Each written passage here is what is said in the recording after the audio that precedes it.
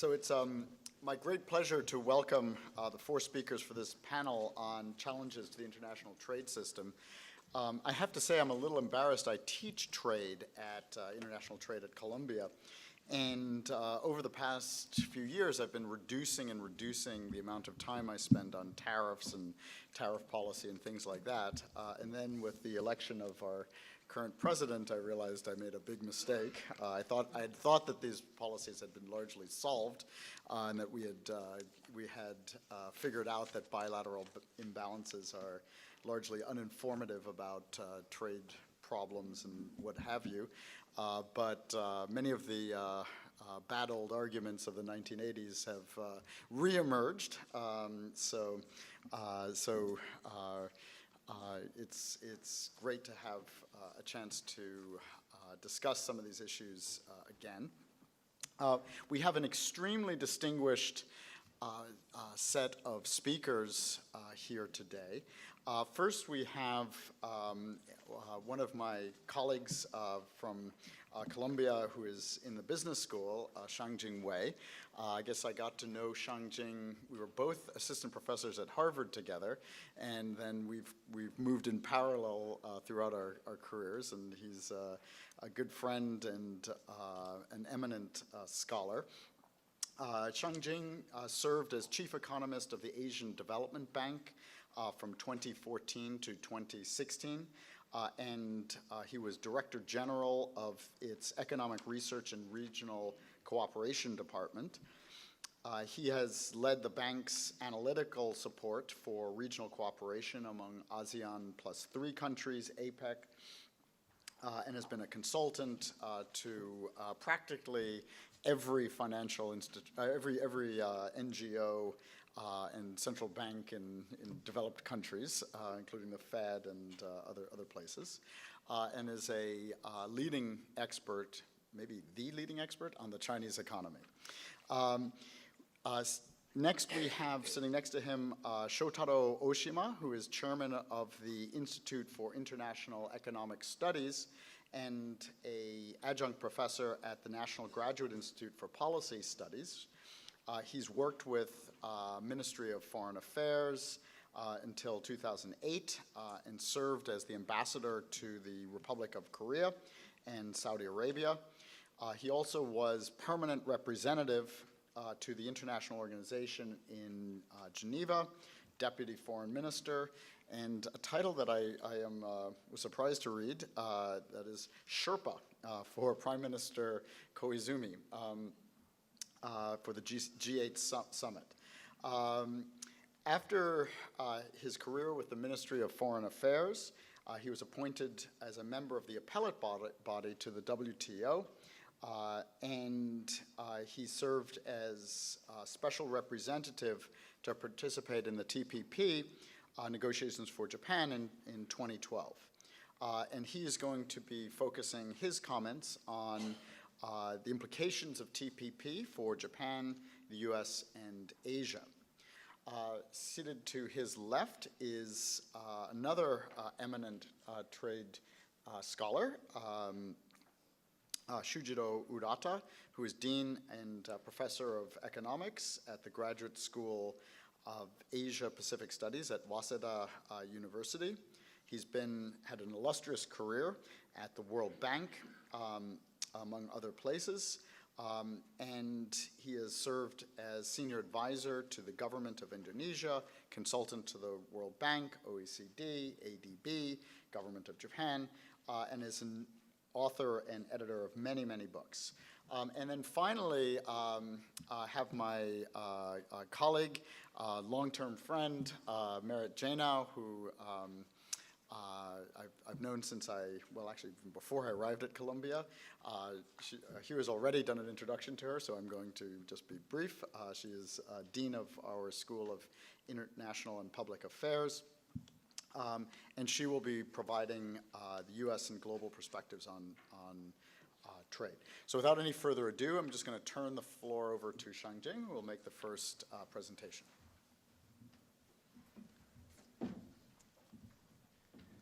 Thank you, David. Good afternoon, everyone. So I was asked to comment on challenges for the international trading system from someone who works and works and doing research in the U.S., but has spent some time in China. I thought it'd be useful to think about challenges both in short term, medium term, and in the longer term. Starting with short-term challenges, and there's of course uncertainty generated by this on-again, off-again U.S.-North Korea summit, U.S. trade skirmishes, actually using my colleague's terminology, against China, and U.S. trade skirmishes against Japan and other countries. There's possibility of a very broad interpretation of the national security exceptions to trade policies, and that challenge to the global trading system, and a potential revival of illegal voluntary export quotas and non-market-based import expansion initiatives. I understand that lawyers are working very hard to find legal labels for what essentially will be export voluntary export quotas and import expansions, and also blocking of WTO appellate body judges, making WTO less effective in resolving issues. These are some of the short-term challenges. And I want to do a very quick comment on U.S.-China trade conflict in that context. Now, in the U.S. president's mind, trade between the two sides is unfair, mostly because a single statistics. I mean, the president mentioned many things. The one thing that strikes him the most is the U.S. runs a trade deficit against China, and the same number make him to believe that in the event of a trade war, it's easier for U.S. to win a war, since the Chinese sell exports a lot more to the U.S. Than Americans selling to the Chinese. There are a few problems with the president's view on this. Number one, of course, when we look at the trade, we want to think about value added in trade and not just the gross trade.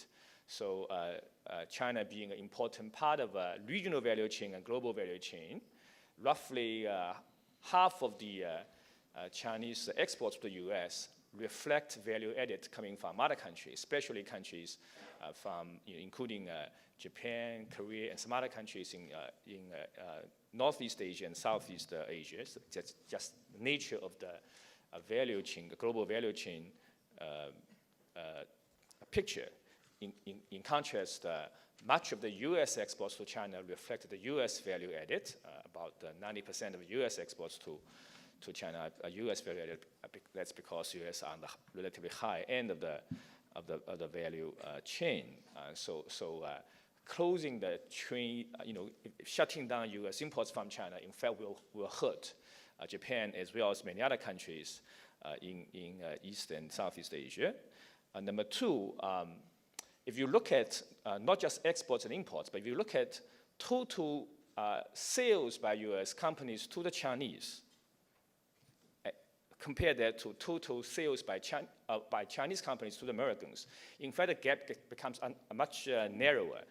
That's because that number would include sales to Chinese by U.S. companies in China, and there are a lot of U.S. companies in China, whereas in comparison, there are relatively few Chinese companies in the U.S. selling to the Chinese. So if you look at the total sales, in fact, the two numbers become a lot more balanced, making sort of the kind of a damage one can do in the event of the trade war much more symmetric than the president imagines.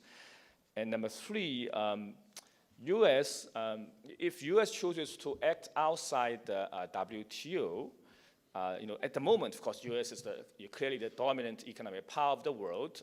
Every country has to deal with U.S. The problem is there might not be a permanent feature of a global economy. And if U.S. is so willing to act outside the current international trading rules, there's a danger that this could come back to haunt U.S. when a global relative economic position changes. And of course, finally, most importantly, of course, trade war will be damaging to both countries and other countries as well. In terms of medium challenges, I want to mention three. Okay, number one, important source we can reasonably forecast that U.S. trade deficit against the world will rise in the medium term, and that's because U.S. had a gigantic tax cut. The U.S., a basic of international trade economics is that U.S. trade deficit, as a matter of accounting, is equal to U.S. investment minus U.S. savings. The gigantic trade tax cut will lead to, by in the U.S. nonpartisan think tank calculations, will lead to a extra U.S. government deficit on the order of $1 trillion over the next 10 years. And this is unlikely to be offset by a reduction in U.S. private sector investment. Indeed, the tax cut may very well do the opposite, and unlikely to be offset by a major rise in private savings. And this means that the tax cut will lead to a large trade deficit, including larger bilateral deficit vis-a-vis Japan, China, and most other countries. And when U.S. politicians see an increase in a set of bilateral deficit, they're going to be unhappy, and they probably were not going to blame themselves, and therefore it's quite reasonable to expect that we're going to hear a lot more complaint from U.S. politicians against Japan, China, Korea, and others, because they're going to see an increase in U.S. bilateral deficit. And the third second medium-term challenge is likely to be linked to anticipated rising U.S. interest rate. Experience suggests that when U.S. interest rate rises, U.S. dollar tends to appreciate. They tend to create economic problems for countries with dollar-denominated foreign currency debt, and there are quite a few in our region here as well. And at the same time, interest rate rise in the U.S. tend to lead to reversal of capital flows, leaving emerging markets. They tend to create economic troubles for countries that rely on non-FDI type of capital flows, and quite a few countries in this region, Asian Pacific as well. And when economic difficulties increases linked to balance of payment troubles, also history tells us that we tend to see an increase in domestic demand for trade protectionism. So that's the second potential source of challenge for global trading system in the medium term. And the third potential problem is our perhaps a general misunderstanding about the effect of globalization, effect of trading with China on U.S. and jobs. There's a very common perception in the U.S. that trading with China has clearly generated a net job loss in the U.S. There's a bunch of papers by famous economists on this. So here's the logic of what most people do. So if you develop the entire United States into many local labor markets using U.S. Census Bureau's methodology, the entire U.S. can be divided into 722 local job markets. You will find, Otto, Don, Hansen, and others demonstrated in their papers that those regions that have more exposure to imports from China tend to experience a greater decline in jobs in general, manufacturing jobs in particular. I'm running out of time. But their view turned out to be very incomplete. That's because U.S. imports a lot of intermediate goods from China. Roughly 40% of U.S. purchase from China are intermediate goods. Intermediate goods, by their very nature, allow those U.S. firms that use them to improve their competitiveness and expand their employment. Suppose you think about total effect of trading with China, including the direct competing effect, including the intermediate good trading effect. You will find the exact opposite result. That is, regions with greater total exposure to trading with China, in fact, tend to experience a small job increase rather than job loss over the exact same 722 regions. Now you may ask, how is it possible that this indirect positive job effect can be big enough to offset the direct job loss effect coming from competition effect? The intuition is very simple. The way to understand this is to think about the following two questions. What kind of what kind of sectors or regions in the US that will be affected negatively by direct competition from China? The answers are substantive manufacturing sectors or substantive regions that are having manufacturing jobs. A different question one can ask is what kind of sectors that will benefit, that stand to benefit from trading with China, being able to use China-produced intermediate goods? The answer is virtually every single sector in every single regions. Certainly manufacturing firms can benefit. US automobiles, right now, the most important foreign auto parts and component supplies are Chinese input supplies. But non-manufacturing firms, accounting firms, financial firms, hospitals, and research institutes use China-made computers, laptops, lab coats, furniture, and so on. That allow them to be more competitive and hence employ more people. Let me conclude with one long-run challenge. The long-run challenge is this. The most data suggests that within next generation, U.S. may not be the largest economy in the world. The graph on the left shows that using market exchanges, and exchange one reads from Financial Times, somewhere around 2036, perhaps China might be a bigger economy than the U.S. If one does what's called cost of a living adjustment. IMF says that China became larger than the U.S. By 2014, and by 2040, China could be twice as large as the U.S. And this could have very important implications for global trading system. In particular, we want to know whether China will respect the current set of rules, and in that regard, whether the current U.S. actions make it more or less likely for China to respect the global trading rules. My thought, my concluding slide is about a potential policy proposal, which is for Japan, Korea, China, and 10 ASEAN countries, 3+10, to think about perhaps an enhanced cooperation to play a greater role in the global trading system. The 3+10 countries currently have a tiny international organization that focuses on a very relatively weak version of a monetary policy cooperation, helping each other in the event of a payment crisis. But all of those countries are, or at least most of it, all the China, Korea, Japan, and most of the ASEAN countries are very open in terms of trade to GDP ratio, very open in terms of being integrated with each other through regional value chains or global value chains, and they stand to lose a lot if the global trading system is damaged. And collectively, I think they can play a bigger role in promoting sensible reforms to strengthening the current global trading system, including promoting more sensible competition rules, merging antitrust with domestic competition rules, more sensible, putting some restrictions on the way regional trade agreements can be negotiated. We all live in a regional global value chain world, and some of the current regional trading agreement arrangements do damage to efficient use of producing resources among countries, and regional trading rules needs to be reformed. And we need stronger protection of intellectual property rights. And finally, all of those countries can potentially play a role in demonstrating a way to do a more effective domestic skill upgrading, retraining, and education so that all the citizens in the countries can be better prepared from both challenges from global trading system and benefit from a more open, rule-based trading system. Thank you very much. Great. Thank you very much.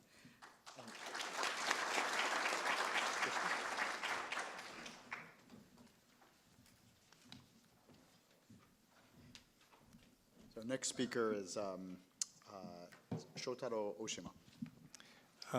Thank you, Mr. Weinstein, and thank you for the organizers for allowing me to take part in this discussion. I only have one PowerPoint panel, which is something I produced a long time ago to show how the international trading system from GATT to WTO to TPP is affected by the changes in the size of the GDP and the proportionate size of the individual members. I won't touch upon this subject, but this is the background. And although I was supposed to speak on impact of the TPP on Japan, US, and Asia as a whole, and I will do it in a very indirect way. And I would invoke my age as an old person to be allowed to reminisce about the history of the trading system from the GATT through WTO to TPP. And actually, I don't have the panel with me, but I was going to title this little remarks by saying, and then the old man yelled, and I quote, "Forward to the past," or an old man's reminiscence of how the GATT begot the WTO and TPP. And I'll come back to this old man theory at the very end. But I have the privilege of being very old. Wendy and Merit, my good friends, mentioned that they started with USTR in late 1980s. But the first US-Japan trade negotiations I was involved was in 1977-78, Ambassador Oshima and Strauss dealings. But I won't touch upon that. That's too far back. But first, I would like to speak on the GATT. The GATT, as all of you know, was the first rules-based multilateral trading system, which came into being in 1948. And then there were 23 original members. GATT members were called contracting parties and were not limited to sovereign states, but included independent customs territories. In Japanese, the contracting parties were referred to as Teiyakukoku, which literally would be contracting states, thereby obfuscating the non-state nature of the GATT membership. The qualification for GATT membership reflected the nature of the grouping, which, in my view, was a voluntary association of like-minded entities, distinct from a more structured international organization comprising sovereign states based on a full-fledged treaty or convention. When Japan acceded to the GATT in 1955 as its 35th contracting party, some incumbent members invoked GATT Article 35, and you have to go into the GATT text to find out what this means. But anyway, Japan's earliest post-war trade negotiations were therefore focused on removing Article 35 discrimination. As those seeking to accede to the WTO will agree, it has always been difficult for an outsider to join an existing group of nations sharing basic values. But after some decades, Japan was fully accepted by others and soon became one of the Quad, which guided, if not led, the GATT negotiations. And you can see Japan was obviously one of the greatest beneficiary of the GATT system. The objective of the GATT was to create a multilateral trading system to promote free trade by continuous liberalization of markets to foster trade expansion and economic growth. There was an implicit understanding that free trade presupposed free markets, and that the multilateral trading system needed to be a living agreement, meaning it had to be kept up to date with the changing economic, industrial, and business environment. In the GATT, rules were rules, but its dispute settlement process was not binding, and enforcement mostly depended on peer pressure. The GATT, in essence, was a voluntary association of like-minded members who subscribed to the free market and free trade principles.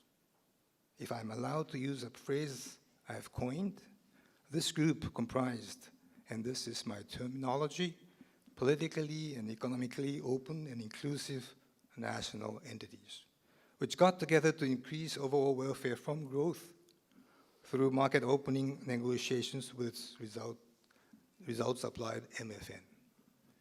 This association was managed by the membership, member-driven in the true sense of the term, and its members shared the common understanding of what their group's raison d'etre was. Members also presupposed that their system would be self-improving through the initiative of its members engaging in liberalizing rounds, trade rounds, adopting new rules. Then I come to the WTO. In the late 80s, the GATT members realized that after years of tariff reductions and plurilateral agreements on specific areas, the time was ripe for the grouping's qualitative transformation to make the system more relevant to a fast-changing and ever more interdependent world economy. They engaged in the mother of all rounds, the Uruguay round. After long and arduous multilateral negotiations, they were successful in upgrading the GATT and to the WTO. I will refrain from going into the details of what WTO stands for in front of all these great experts, but it suffices to say two things. Two qualitative changes brought about by this transformation from the GATT to the WTO. The first, it became more universal in its membership. It now counts 164 members, up by 36 from the start of the WTO in 1995. But it became more inclusive. But because it became more inclusive, and this time I mean meaning more extensive, it became less inclusive, meaning less market-oriented. It lost the characteristics of an association of politically and economically open and inclusive national entities. Second, its rules became more binding, and its dispute settlement process became more adjudicative than arbitrational like the GATT. Perhaps because of these newly acquired characteristics, the WTO has so far failed to be a living agreement. The Doha Round, which was launched in 2001, after a miserable failure in Seattle in 1999, has not produced any serious results. In 2004, in Geneva, members had negotiated the modalities for the Doha Round, but as a price for agreement of its limited outcome, the new areas such as investment rules had to be dropped from the negotiating agenda. And thus, the WTO failed to face up to the realities of the global economy, where the global value chain system of production required trade rules to be intertwined with investment rules. And here I personally plead guilty because I was the chair of the Geneva negotiations in July 2004. By 2008, it was obvious Doha negotiations, even without investment rules on the agenda, were going nowhere. Today, the situation is so bad that apparently some WTO members are not willing to call the Doha Round dead. And here I say, if you can't call a dead duck, something is terribly wrong. In 2003, some of the WTO members, under the leadership of the US, embarked on the TPP negotiation, sidelining the dead duck, the Doha Round. TPP's aim is to provide a most current set of rules in trade and investment required by the times.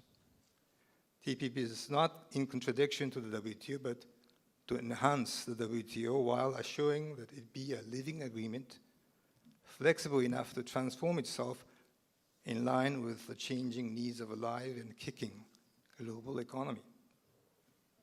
In other words, the TPP went forward to the past. Of course, I didn't say back to the future, forward to the past. Reflecting the basic spirit of the original GATT, in that it was a group of like-minded members, politically and economically open and inclusive national entities, and a voluntary association-like setting. is open to other like-minded open and inclusive economies, and it will certainly engage in future liberalizing rounds and negotiations of new rules. The TPP is in one sense something more than the WTO, and in another sense something less than the WTO. It is more than the WTO in that it has WTO plus provisions as well as WTO extra provisions.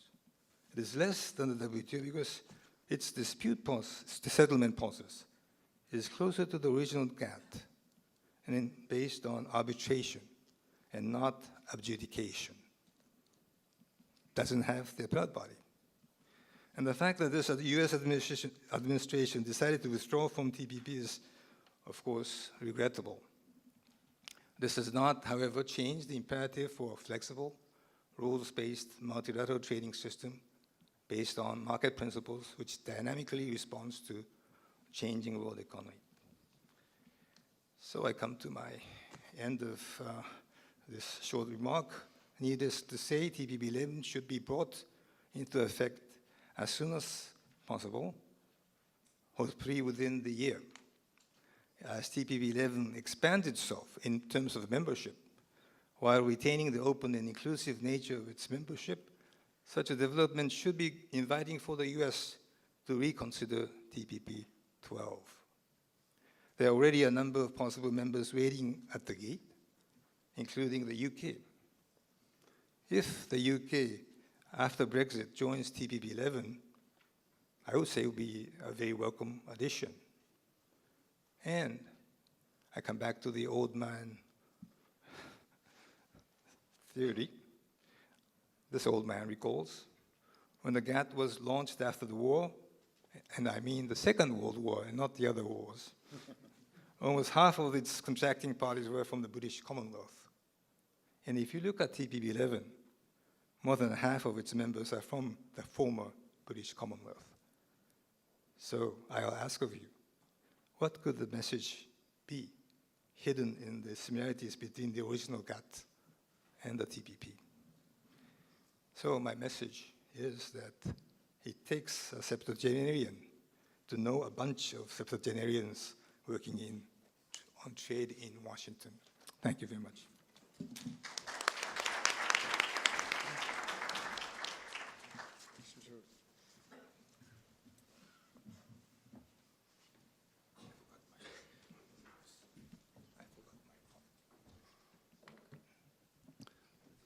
まず話を始める前に、コロンビア大学、にですね招待していただいたことを非常に感謝いたします。で、私はもうすでに日本語で話し出してるんですけども、英語にしようか日本語にしようかと考えたんですけども、私の下手な英語よりは素晴らしい同時通訳の方がいらっしゃるということですので、日本語でお話をさせていただきます。で、事務局の方からいただいたテーマなんですけども、今ご覧になってますように、アメリカの保護主義のアジアへのインプリケーションという、こういうテーマをいただきました。で、いくつかスライドを用意してきたんですけども、そのスライドに入る前にですね、今日のお話を伺っていて、感じたこと、つまりアメリカの現在、進められているプロテクショニズム、具体的には通商拡大法232条、具体的には鉄鋼アルミニウムに対する関税の引き上げという、そういう政策に対する私の考えから話をさせていただきたいと思います。で、まずその国家安全保障の目的ということですけれども、鉄鋼アルミニウム、さらには自動車あるいは自動車部品が可能性として挙げられているわけですけれども、それを国家安全保障上の理由からそういった産業を守るということなのですが、なかなか説得力がないのかなという気がいたします。これは感想なんですけども、で、そもそもですね、こういったその政策を取ることに、アメリカが取ることに対する、率直に言いまして失望があります。アメリカが中心となって、今大島さんの話もありましたように、ガットができ、そのガットの下で世界経済は飛躍的に成長したわけですね。でもちろんその背景にはガットの下での自由化による貿易拡大、投資の拡大があったわけです。で、1995年にガットが WTO という形でより国際機関としての強固な形で継承されたわけですけれども、その設立にあたってもアメリカは非常に大きな貢献をしてきたわけです。そういったその今まで世界経済を引っ張ってきたアメリカがですね、内向きの政策に変わってきてしまったということに対する、先ほど言った失望感があります。で、この政策の背景には、二国間貿易赤字がですね、アメリカの雇用に負の影響を与えているとか、あるいは鉄鋼アルミニウムの輸入がアメリカの鉄鋼アルミニウム産業を弱体化していると、こういったような見方があるわけです。ただ、アメリカの保護主義によってですね、今お話したような状況を改善することができるかといえば、これはなかなか難しいんだろうなと思います。今までのシャンジェン・ウェイ氏の話にもありました。また大島さんの話もあったと思うんですけれども、そもそも、二国間の貿易赤字、そのことを問題にするということについても必ずしも好ましいという意見があまり多くないと思いますが、それが問題だとしてもですね、その問題を解消する、アメリカの二国間赤字の問題を解消するにあたって貿易政策が有効なのかといえば、これはそうじゃないということはもう明らかだと思うんですね。ですので、貿易赤字の問題も解消できない。では鉄鋼産業、アルミニウム産業の復活をそれらの産業を保護することによって可能かといえば、これもやはり難しいとは思うんですね。アメリカの鉄鋼産業は、言うまでもなく1960年代70年代と日本の鉄鋼産業との間に非常に熾烈な競争があり、アメリカは鉄鋼産業を保護してきたわけです。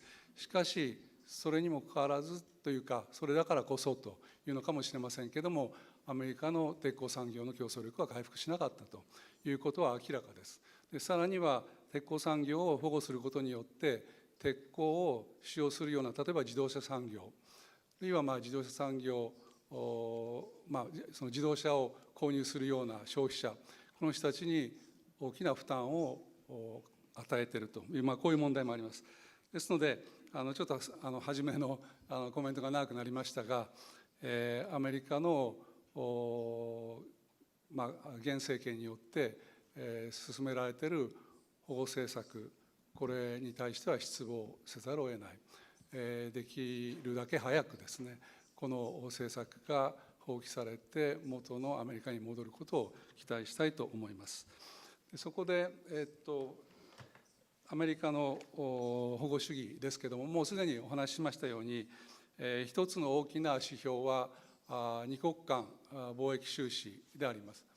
で、この絵をご覧になっていただければ分かりますように、最も大きな貿易収支の赤字を発生させている国は中国なんですけれども、アジアに関して言うとですね、中国との赤字に比べればかなり小さいわけですが、日本、ベトナム、マレーシア、インド、タイ、台湾、韓国、こういったような国がアメリカとの間で貿易収支のこちら側から見れば黒字、アメリカから見れば赤字を計上しています。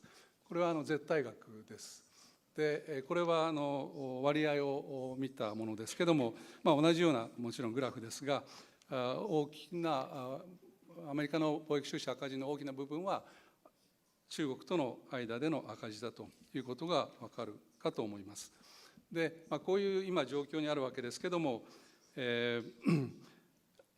アメリカとの間で貿易黒字を計上している国々は将来、アメリカからですね、何らかの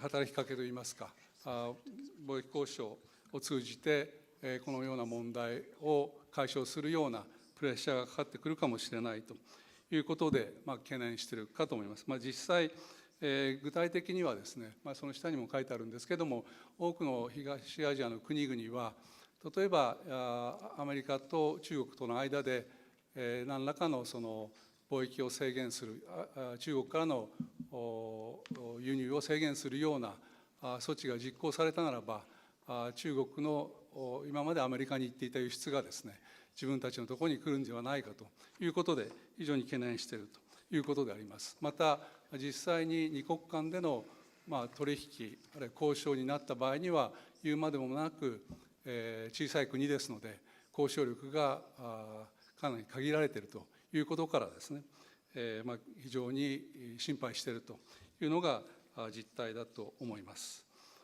で、じゃあそういう国が黙って、何もしないでいるかというと、もちろんそうじゃないわけであります。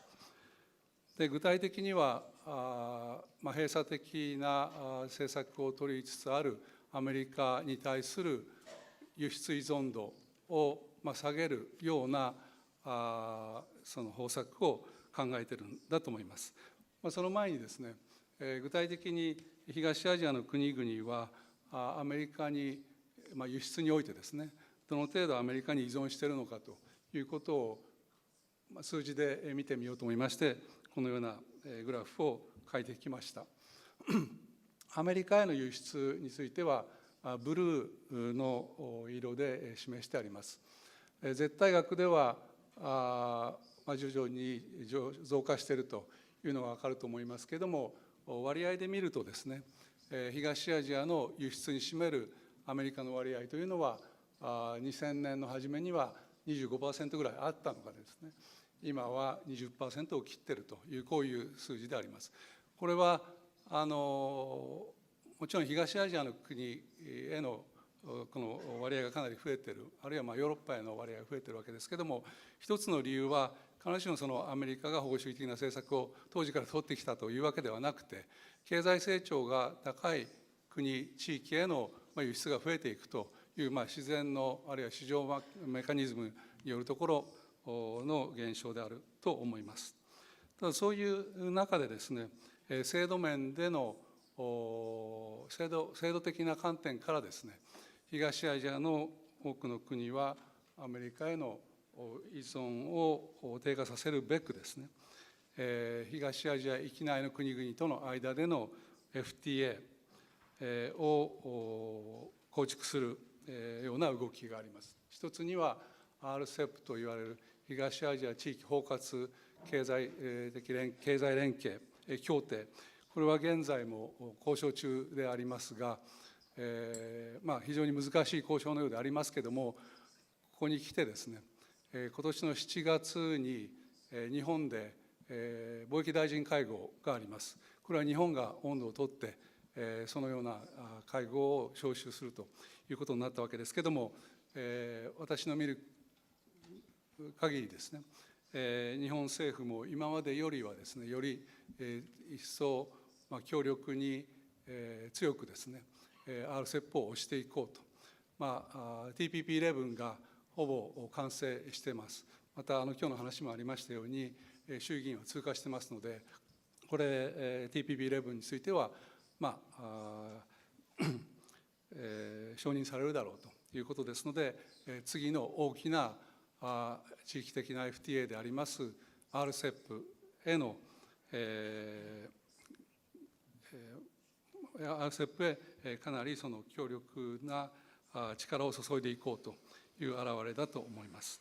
で、実際また TPP11 に話は戻りますけれども、TPP11 に関しましては、これも先ほど大島さんの話もありましたように、韓国、タイ、そういった国々が参加に非常に強い関心を持っているということであります。つまり東アジアの国々もアメリカ抜きの TPP11 ではありますけれども、そこに参加しようという意識が高まっている。また東南アジア諸国連合であります ASEAN に関しましては、ASEAN 経済共同体が2015年に発足し、それ以降ですね、その中身を深めていこう、より進化させていこうという動きを活発化させています。また、日本、EU との FTA もほぼ完成しつつあるということであり、これは日本だけではなくて、ASEAN 諸国も EU との FTA 交渉を活発に行っています。また、最近になってですね、ラテンアメリカ、中南米諸国との関係を貿易協定、あるいはそれに似たような協定を使って関係を強化しようという動きもあります。ですので、アメリカが内向きになってきている状況の中で、アジア諸国はアメリカ以外の国との関係を深めようとしているということであります。で、それがですね、例えば、ここに、アジア太平洋地域における、いわゆるメガ FTA と言われるものの代表的なものを示しておりますけれども、ASEAN プラス1という ASEAN 中国、ASEAN 日本、ASEAN 韓国、ASEAN インド、ASEAN オーストラリア、ニュージーランドと、これはもうすでに2010年の初めには完成しています。で、それをですね、束ねるような形で、現在、先ほど言いました RCEP 交渉が行われており、難しい交渉ではありますけれども、ここに来て進展が見られているようであります。また、日中韓 FTA 交渉、これもですね、近年、最近になって、改めて進めていこうと、交渉を進めていこうという話が盛り上がっているかと思います。あと TPP に関しましては TPP11 が今年あるいは来年の初めには発効するんではないかと言われています。で FTAP というのが一番右の下にありますけれども、これは APEC21 カ国地域ですね、21の APEC エコノミーが参加するFTA 構想であります。この構想の中にはアメリカも入っておりますけれども、現政権になって、APEC でのアメリカの立ち位置、あるいは姿勢というのもちょっと分かりづらくなっているので、FTAP についての議論が現政権下ではあまり進展しないのではないかというふうに思われます。で、繰り返しになる部分もありますけれども、東アジア、アジア、東アジア諸国はアメリカの保護主義に対してどう対応していったらいいかということを改めてお話ししたいと思いますが、やはり地域レベルでですね、協力し合いながらルールベースで自由で開かれた貿易投資環境を整備していくということを進めてもらいたいと思います。また今までのお話では出てきませんでしたが、APEC ですね、APEC というのはノンバインディングでありボランタリーで非常に緩やかな枠組みではありますけれども、さまざまな貿易政策を試みるにあたっては非常に好ましい組織ではないかと思います。そういったような組織を使ってですね、同じような考えを持つ国々がやはり貿易投資環境を整備していく。ただそれだけではなくて重要なのは不公正な貿易取引、あるいは不公正な取引慣行に対する、監督といいますか、ピアプレッシャー、これを加えるということも重要であります。やはりルールベースの貿易投資環境を作っていくことが重要であると。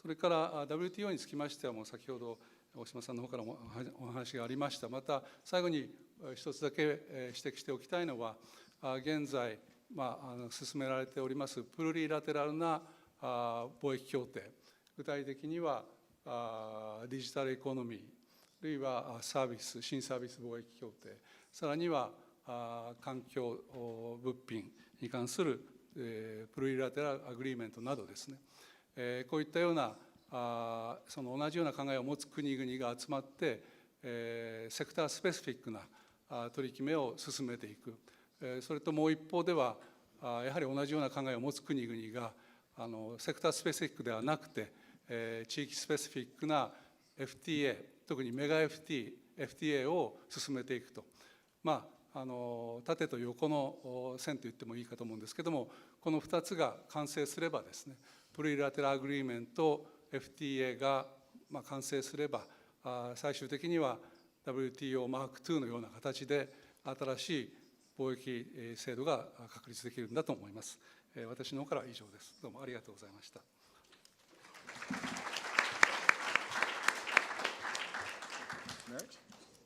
Thank you very much. If you don't mind, I'll stay seated. Well, those were fascinating remarks. Let me add a few more layers to this discussion, perhaps at the invitation of the organizers focusing on U.S. Characteristics. I'd like to start by reminding, picking up on a point that Wendy Cutler made about where trade authority resides under U.S. law. And in the U.S. Constitution, it resides with our Congress.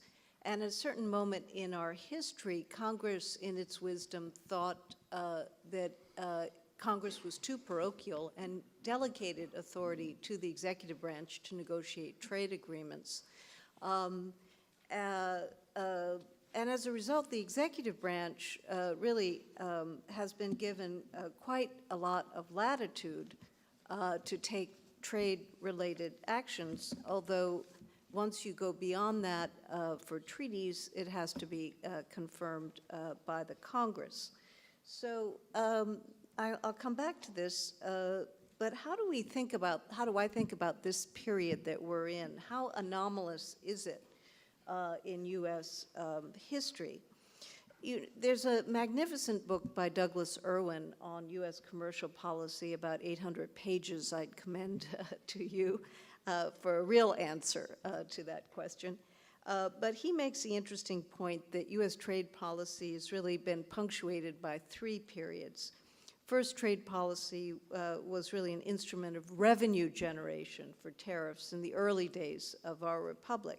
Second, it was used to restrict access to U.S. markets. And the third period has been characterized by reciprocity frameworks to secure market opening bilaterally as well as multilaterally. So I think this is worth remembering because reciprocity is being talked a lot about these days, but it's actually not a new concept. I think of reciprocity as actually having been embedded into multilateral frameworks, that countries negotiate in areas where they trade the most bilaterally, and those agreements that are negotiated bilaterally and reciprocally are then bound multilaterally. So the multilateral framework, as well as the bilateral frameworks, have always had this element of reciprocity. What's different now is the extent to which it's being taken literally, I think, by this administration. You know, I think that when U.S. trade policy has worked most effectively, it's when the U.S. was exercising leadership in support of expanding trade liberalization around the world and was leading by example. I think those are the 2 factors that I would say has been defining strengths of the U.S. Approach. A third dimension that I think became increasingly obvious in periods of sophisticated U.S. trade policy is when the U.S. tried to trigger constituencies in foreign countries that thought some elements of what the U.S. was seeking was in their national interest. And so the complexity of economies revealed themselves and often added momentum to that pressure bilaterally as well as multilaterally to open markets still further. So we've heard a lot about what's happening at the current moment, and I think if you ask me how I think about it, I think I would like to try to posit a optimistic view as well as what I think are the worrisome pictures. An optimist might look at the current situation and say that the turmoil that's being produced by this period is doing more to reset and re-educate the American people about the complexity of international trade than we have seen in a decade. You know, free trade economists like my colleagues here, myself, have been talking about the value of openness, but this hasn't resonated with the American people sufficiently. I think what you're seeing now is really the complexity of the supply chain revealing itself. And while there are some interests that are obviously going to be helped by things like the steel and aluminum tariffs in the United States, there are many others that will be harmed. And those are coming out and revealing themselves. And so if you are going to be optimistic about what's happening in the United States, you might say that this complexity of the supply chain is creating a more, it's motivating different interest groups in the US Congress to produce a more contemporary understanding of the ways that the US economy is integrated with the rest of the world and the consequences of protectionism in some sectors across the economy. Second, it might just produce more leadership from the US Congress, therefore, in support of open markets along some lines. And it could result in more opening in China, and certainly more of a wake-up call to China about how widespread are the concerns in the United States and elsewhere in the world about its development strategy and the pace and nature of opening in China. I think these are things that one could think about as potentially positive features of this period of escalating tension if we get through it without major mishap. But there are a lot of troubling features from my point of view as well. The 232, we could talk about that. It is a novel measure that's being used, and national security is a very delicate matter.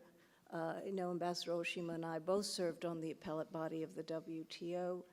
And, you know, it is a matter around which countries are given a high degree of deference. It really is for countries to decide for themselves what is in their national security interests. And so the international framework has sometimes been very reluctant to invoke a national security exemption because you also tread very carefully here. Now, so this was a novel provision, rarely used, and then walked back from with major jurisdictions. And so it creates a record here that if it does go to the WTO, it has gone to the WTO, but as implicated, it was, Japan has contested it as a safeguard measure. The US is saying it's not a safeguard measure. So if you find ourselves in a situation where the WTO is asked to rule on this, it raises very delicate issues. And depending on the outcome, could erode confidence still further in the WTO's ability to deal with this kind of matter, which is not good for the system. The China 301 case, I think there was a very lengthy report produced by the United States. I think a number of the underlying grievances are real and long-standing, and they point to, I think, deteriorating views in US business about the Chinese marketplace.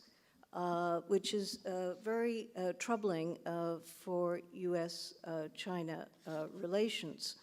I think we are in a period, as was pointed out, where the Chinese economy is becoming ever more important as a global engine of growth and important in its own terms. And in this period of a rising China, there may be a view in the United States and elsewhere that it's a period when U.S. leverage should be utilized. Now, the last administration used that period of perceived period of leverage to negotiate TPP as one way of setting the rules that would influence China directionally. I think this administration is taking a more combative view on many issues that actually have been longstanding issues between the United States and China. But the question is, what can move us forward? I think, indeed, as Wendy Cutler indicated, there were a number of systemic issues. We're not quite sure where they stand in the framework that has been negotiated. One of those sets of issues has to do with China's Manufacturing 2025, Chinese industrial policies. Now, we've seen this kind of grievance before between the United States and Japan over industrial policies. It doesn't seem to me realistic to think that China will roll back its fundamental national economic priorities. It's also not clear to me that that is something we can ask of China. What we can do, I think, is try to address those particular distorting features which are discriminatory. And on that, it would seem to me that it might be fruitful for the United States to think further, and perhaps in collaboration with Japan and other countries, what are the kinds of opening with respect to those priorities that are in our collective interest? In other words, is there a way to get designed in to Chinese industrial policies for foreign firms, whether US, Japanese, or others, and what would that look like? I think Chinese industrial policies are ever more sophisticated. They are a mixture of public and private measures.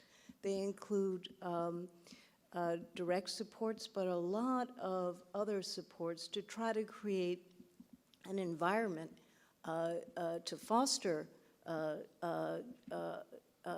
things that we will be talking about this afternoon, like FinTech, AI, information technology, and other matters. And so it's really an opportunity and a necessity for us to think together about what openness could look like. Now, China has responded in a quite measured fashion to this escalation of trade. President Xi has indicated a willingness to open up more sectors and also has announced a strong interest in importing more LNG and agriculture to deal with the emphasis on deficit reduction. I think the ZTE case does warrant close scrutiny. This was not a trade case. We need to remember that. This was a case about violation of U.S. export controls, and it's so the response of this administration to impose sanctions, many people feel in the U.S. was not unreasonable, but the flip-flopping on those sanctions was very, very troubling. So let me just say that when it comes to the WTO, this administration is taking a position that is not unique. There has been mounting criticism about the appellate body. I think we're very familiar with that, having served on the appellate body.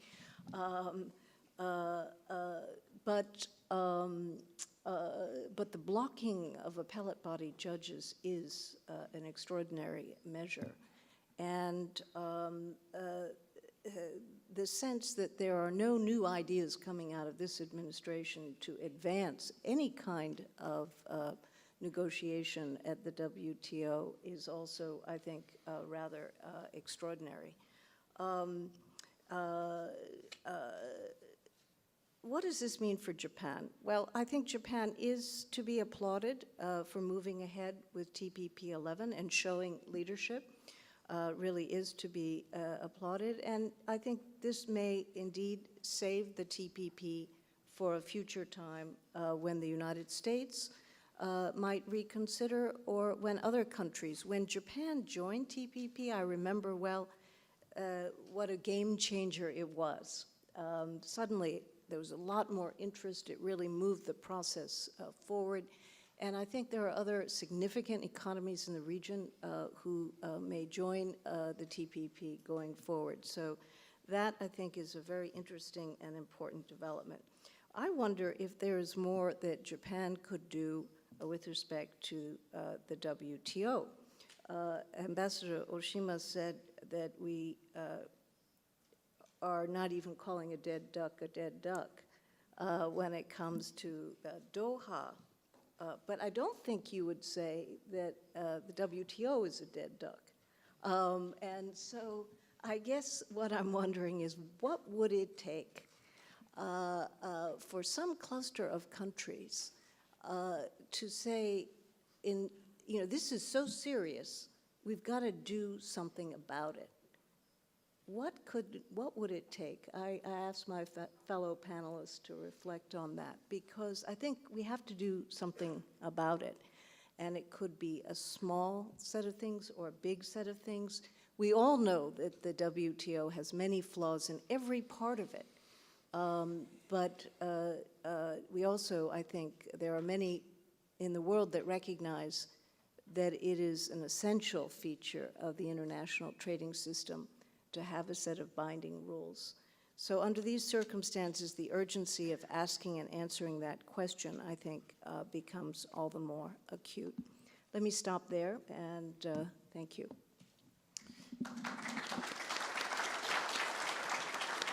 Great. Thank you very much. This was a great panel. I thank all of the discussants. All of the panelists. I want to start, I think my role as moderator is to try to be a little bit immoderate and try to ask some pointed questions. So one question that kind of runs through my mind, and just listening to Oshima's son's comments, the concerns by Merit and Shujiro, and also some of the issues raised by Shang-Jin, is what is happening to the multilateral system? So is it, so Oshima-san said, Doha Round is a dead duck. And when we hear about what is happening now, it's largely about bilateralism, right? There was this time when we thought it was about multilateralism. And so I guess a question I want to ask is multilateralism dead? In all of this, is the are we seeing a time in which what's going to happen is big countries, the United States, China, are going to force weaker countries to sign deals, which we know you can get more leverage in a bilateral negotiation with a small country, Mexico, whatever, Korea, and that essentially what is happening to the world is we're going to end up in a bunch of bilateral deals, and the U.S. is going to win these deals, but maybe other countries are going to be losing. Or is there a different path forward? So I'll open this up. Maybe Oshima-san, since you said you called it the dead duck. How dead is it?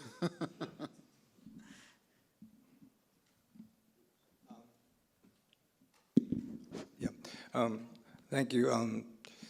As Merit correctly identified, the fact that I called the Doha Round a dead duck, not the WTO. So in order to respond to a very interesting question, a very difficult one, let me start by saying that for a long time, when people had said, even if the Doha Round is dead or not moving, WTO has the dispute settlement process. I never bought that line, because You see, unless the legislative branch or the negotiating branch worked, then there's not much people have credit in the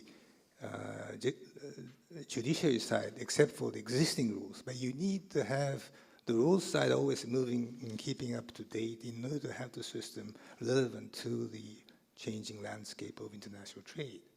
So anyway, so what I would say is that first of all, you have to call the dead duck a dead duck. I mean, there's a technical element for this, but I won't go into the detail why this is important. But and like Professor Urata mentioned, I think the only way is to go for plurilateral agreements among the like-minded nations, because sometimes you can negotiate within the WTO a new plurilateral agreement without having the DS applied, depending on the negotiations, which would allow people to be feeling much more comfortable that what you agreed to could be a little bit fuzzy than otherwise.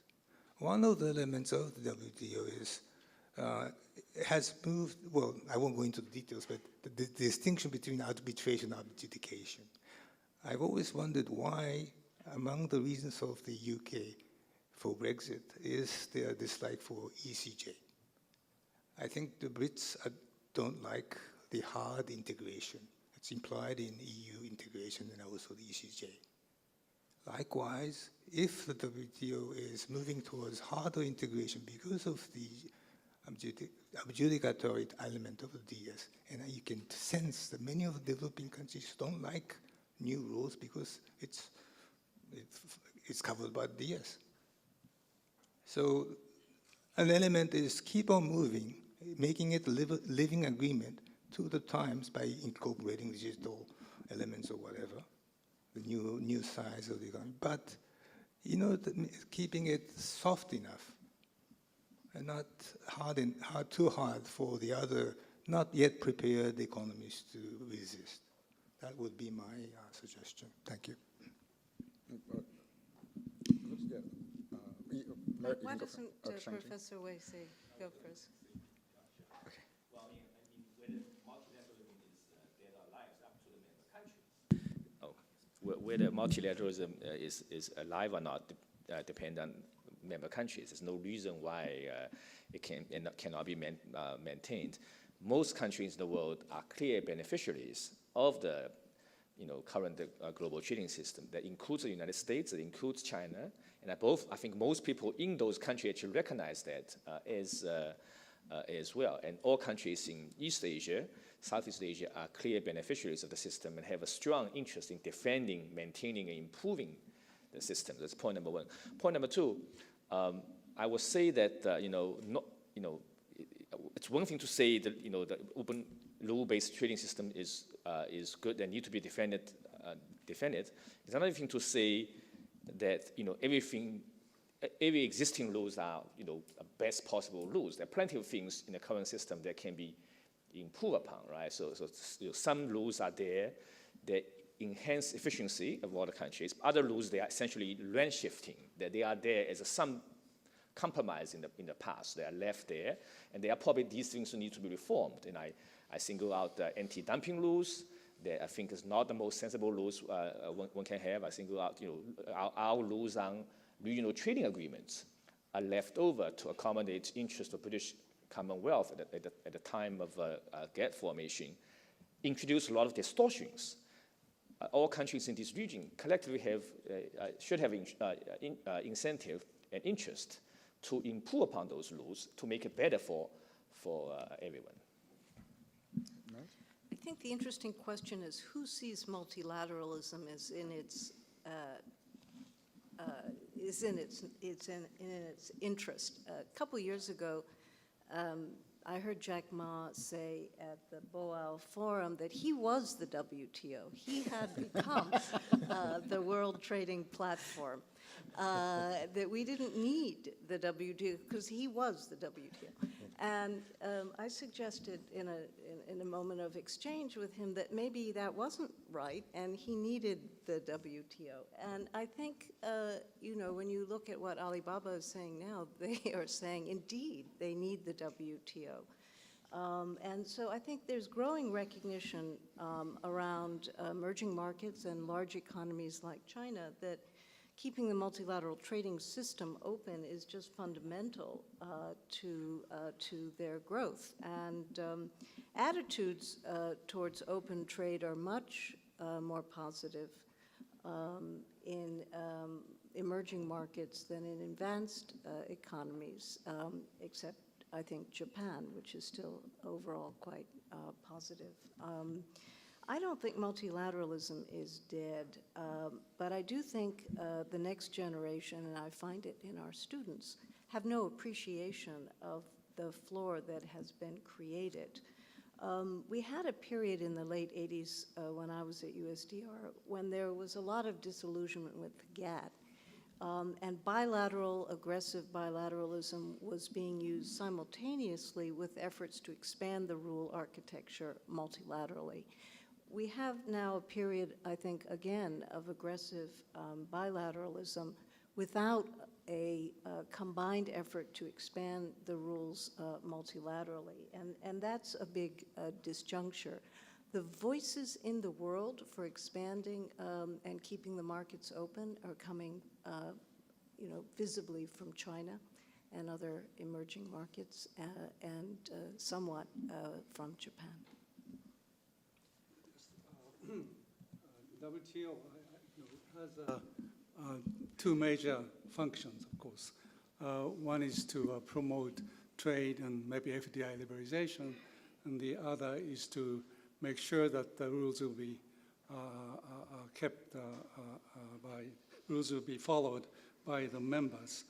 And the second function, I think, still, although there are some problems, they're still functioning. The problem with the WTO, the first function, to promote trade liberalization or to set up new rules.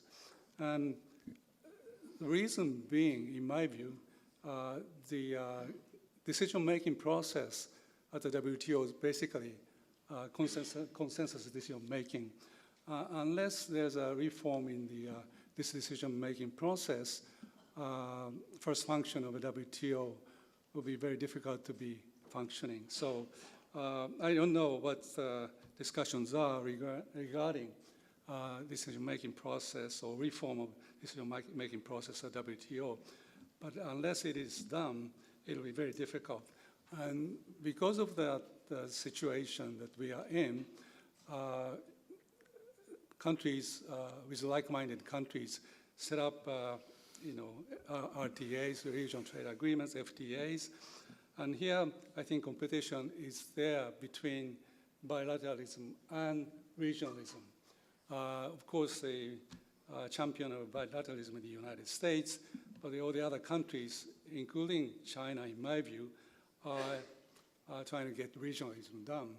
And as far as current situation is concerned, I think the countries other than the US have some edge over the United States in this battle over bilateralism and regionalism.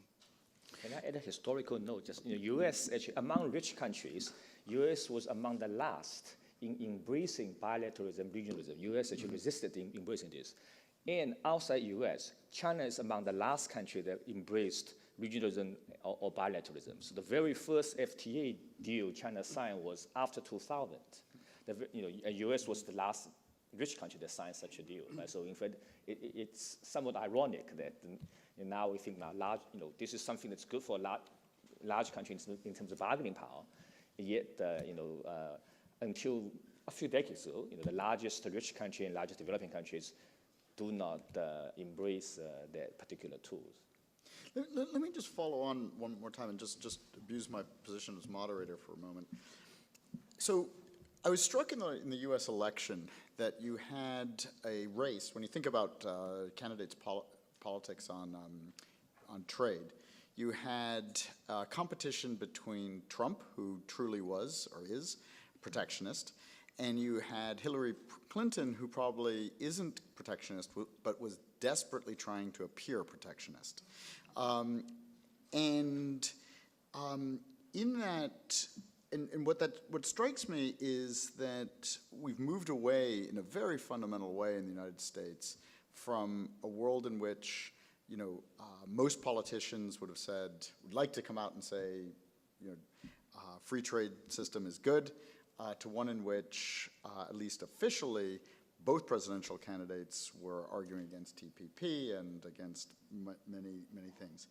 Which raises a question for me about whether something is seriously broken in the international trading system. So let me give some examples. When the WTO was designed, manufacturing was an extremely important part of most countries, certainly the most developed countries' economies. Currently in the United States, there are 10 million people engaged in manufacturing out of a population of about 330 million people. So there's just not that many people who actually do manufacturing anymore in the United States. We tend to think free trade is good because it's about raising GDP, but we tend to ignore the impact on inequality. The other thing that seems different is, as manufacturing declined in the United States, what rose is what most of you do, which is services, whether it's financial services, IT services, what have you. Intellectual property became really important. But now in our dealings with many countries, there are very serious issues about, say, China taking intellectual property. And these agreements, as I guess Oshima-san and others have suggested, and Merit as well, don't protect that stuff. So in some sense, these agreements don't benefit advanced countries in the ways that that earlier agreements did. And so I guess a question is this, do we have a serious problem with these agreements, or is it, and if so, how should we be handling this?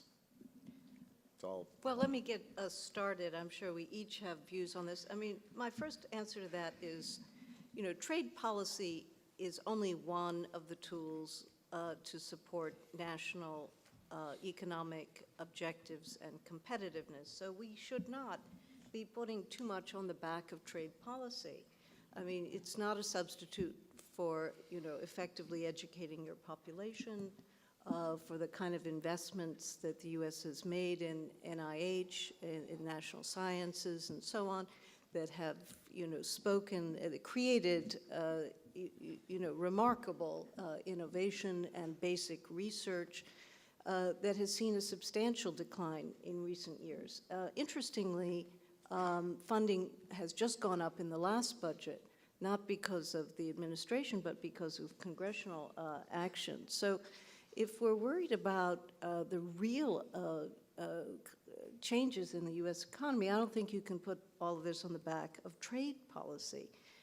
We've been having such a vigorous debate in the United States about what's attributable to what factors: automation, domestic policies contributing to inequality, and international trade. I think Professor Wei did point to the literature on the China shock, which is really creating a huge conversation in the academy. But I would invite you to weigh in on how much do you put on the back of trade versus other factors. But in the American mind, public mind, trade policy is often, I think, overweighted, both as a driver and as a remedy with respect, to these issues. We have very little to support individuals who've lost jobs in the United States, and some of it is constructed as trade adjustment assistance as against a broader assistance. So I think this is a very big conversation we need to have, but how much of it should be on the back of trade is part of what's gotten very blurred.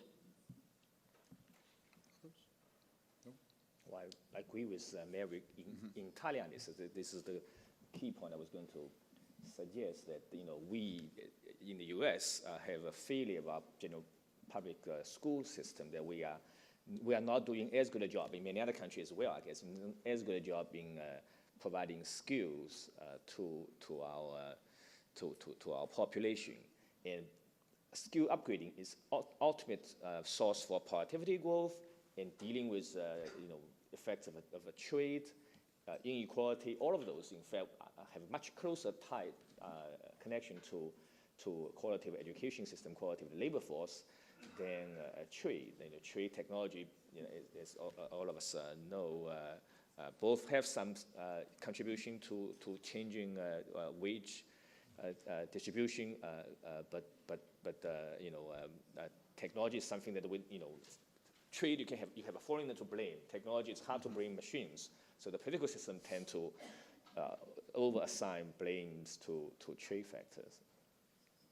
I'm going to open it. Oh, I'm sorry. Sorry. I think U.S. has trade adjustment assistance program, I think, which is Speak up. Merit referred to TAA, Trade Adjustment Assistance Program, I think, which is a very good program in my view. Japan doesn't have it. I've been kind of arguing that we should have such a program in order to promote trade liberalization. But of course, there are some maybe weaknesses or problems with the TAA. But I think this is a very good system if it functions well. And having said this, there are a problem, maybe a domestic problem that Professor Wei just mentioned: education, maybe progressive income tax system, inheritance in tax system, and so on, which is a domestic problem. But this is something that should be maybe discussed openly with other countries. Having said this, regulatory coherence, which TPP has, is a very good program. We talked about the services. There are some areas where the rules are not have been set up in services, and because that requires domestic regulation, domestic reform. And one, I guess, attempt to deal with this is to include regulatory coherence in a TPP. So I think there have been much progress have been made in order to deal with this problem, which has been not dealt successfully. So I'm more optimistic about the setting up of rules with a like-minded country. So this is one way to do it, to set up something with a like-minded country, and that can be spread to other countries. Just a quick response. I've always been intrigued by this notion of inclusiveness, inclusive economy. That's why I mentioned it in a tangential way in my remarks. What's behind this administration, Trump administration's protectionist or whatever you call it, trade policy? It has to be based on the social dynamic within the United States, which is related to the lack of inclusiveness, as I've been told by reading all sorts of reports. So then the question is the TAA kind of policy sufficient to deal with this lack of inclusiveness in the U.S.? And if not, then how do you deal with the people who are supporting this kind of policy line? Has U.S. moved so much that the U.S. is no longer one of our like-minded countries within the multilateral trading system? I'm just drastically